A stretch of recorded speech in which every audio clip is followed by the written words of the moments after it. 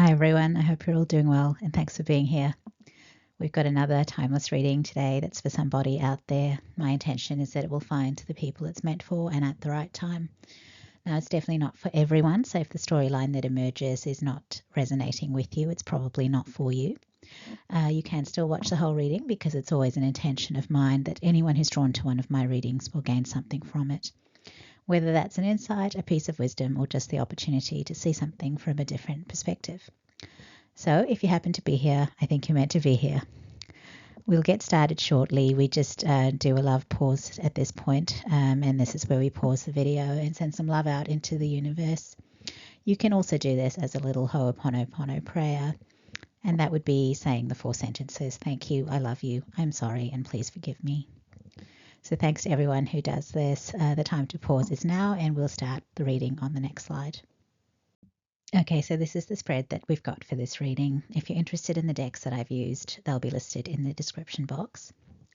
The card at the bottom of the deck is the 4 of Wands, and it has the keywords comfort and community. So that's a really lovely energy to have at the bottom of the deck. The 4 of Wands is actually a card of stability and celebrations relating to family and community. So it does carry with it the sense of things going well for a family. We obviously don't tend to celebrate things that much if we're going through a difficult time. So, this is suggesting that things are nice and stable and looking good for this person and their family. Now, the card in the past position is the Queen of Cups, and it has the keywords peace and compassion. And this is someone I would tend to see as a very kind and empathic kind of person. It's water sign energy, and I actually tend to read it as a Cancerian energy. Now, the water signs, they're also associated with intuition and even psychic abilities, so that's definitely possible here as well. Now, the card in the present position is a different kind of energy. It's the Knight of Pentacles, and it has the keywords here of endurance and determination. So this is being the Pentacles, this is earth sign energy, and it's about someone who's taking action on something that relates to the physical realm. So they're building something or creating something. Now, the Knight of Pentacles is someone who commits to something and they just keep working at it. They don't really worry about how long it's going to take. They just keep plugging away at something until it's done, until they've accomplished what they set out to do. And this is someone with that slow and steady wins the race kind of attitude. So I tend to see this, like I said, it's earth sign energy. I tend to see this one as a Virgo energy. Now, combining these two archetypes, the Queen of Cups and the Knight of Pentacles, it's quite literally like we're talking about a labor of love when you think about it. Like she's the loving energy, he's the one who works and works and works. So like together I just get labor of love. And I feel like all of these oracle cards are relating to this story in different ways. So we have consciousness in the first card, we have trust yourself in the second card, and we have bring your ideas to life in the third card. I'm not feeling like they even need too much analysis. Like I can see how these just tie in. So consciousness makes me feel like this is someone who is very connected to the spiritual realm. So they actually might be quite psychic, quite intuitive. And there's an owl on the trust yourself card, and that does remind me of High Priestess energy. So there's wisdom, there's perception, there's intuition and psychic ability. And for some reason with this owl, I'm also getting this feeling that this is someone who keeps to themselves. So I feel like they might be quite a solitary person. Now, the message of trust yourself does suggest that perhaps this is something this person has had to develop. They may have lacked self-confidence in the past, and they're being guided to trust that they really are spiritually connected and they can trust the guidance that they get. So that's a lovely message. And that last one, bring your ideas to life. And that's really what this Knight of Pentacles is doing.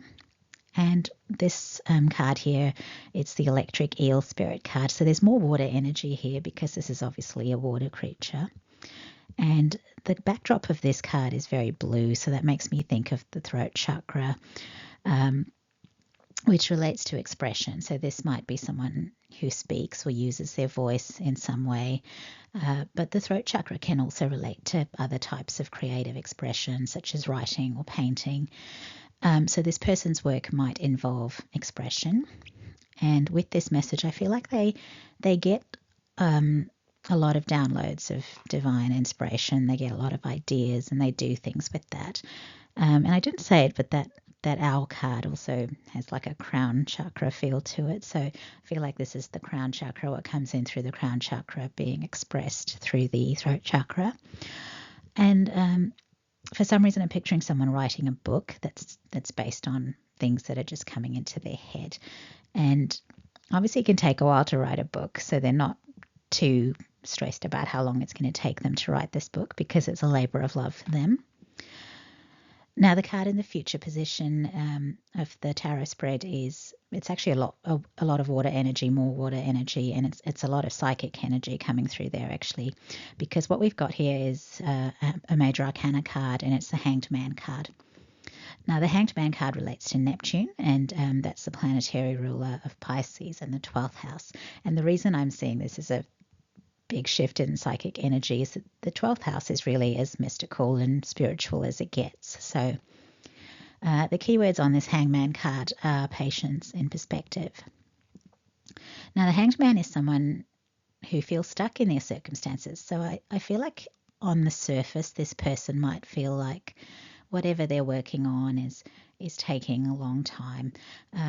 But with the story we have so far, maybe that process is taking a while because it's meant to. Because the thing with the Hanged Man is he actually gains new perspectives while he's stuck. So he's evolving, he's becoming wiser and more enlightened while he's stuck. So the slowness and the stuckness is actually not for nothing with the Hanged Man story. It actually ends up serving him because he becomes this wise, enlightened individual. And I feel like that's significant here. There is progress here. So it might not be progress that's necessarily showing up in the external reality, but I feel like this person is making progress internally in terms of who they are.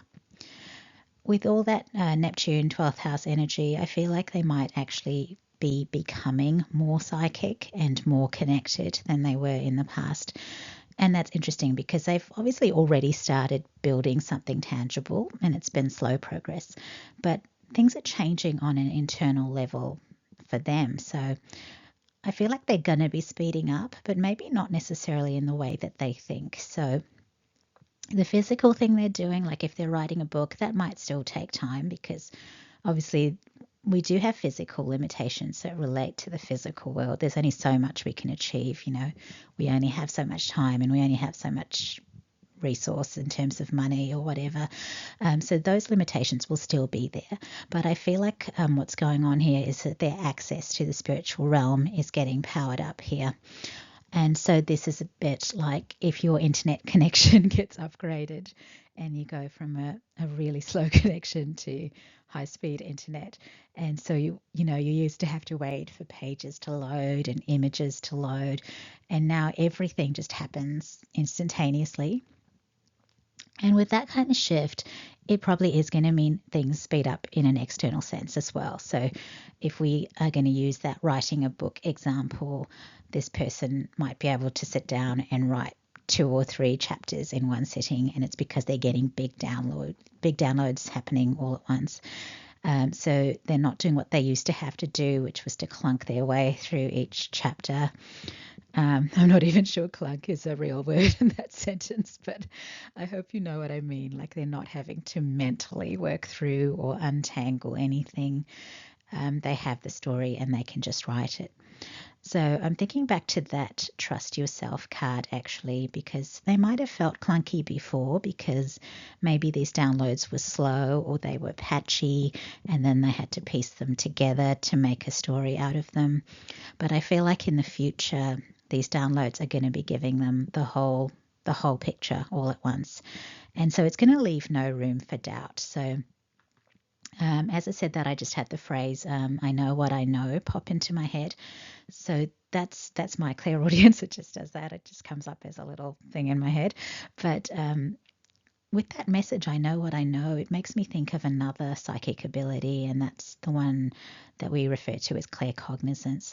So clear cognizance is where people just know things and they can't really explain how they know what they know. They just know. So I know what I know. So I feel like maybe this person becomes so psychic that they just know.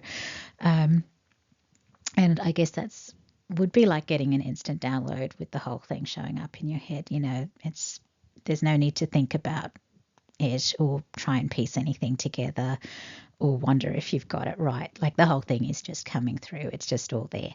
And I guess thinking back to the start, we did have that Four of Wands energy. So this celebration, this person celebrating with their family or community, it could actually be a celebration of their advancement in their psychic ability. So what I'm thinking is obviously it's going to help them with what they're working on, but if you suddenly become very, very psychic, that's going to mean advantages perhaps in other areas of life, or maybe other opportunities are going to show up because if you're really, really psychic, like you could end up doing that professionally, obviously.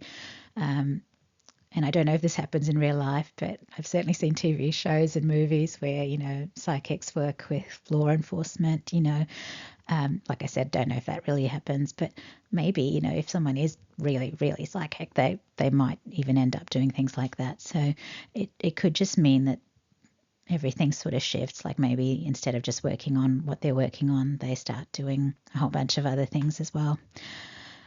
And that's it. It's been quite an interesting spread. So I think I'm done. I don't think I've got anything else to share, so we'll stop there. And here we are. This is the last slide. So I hope you enjoyed the reading. Thank you all for being here, and thank you for watching the video. If you like my videos, please consider subscribing to the channel, and please give the video a like if you liked it, and leave a comment if you feel guided to. Thanks to all the existing subscribers. Your support is greatly appreciated. And that's it. I hope I'll see you all in another video. Take care, everyone. Bye.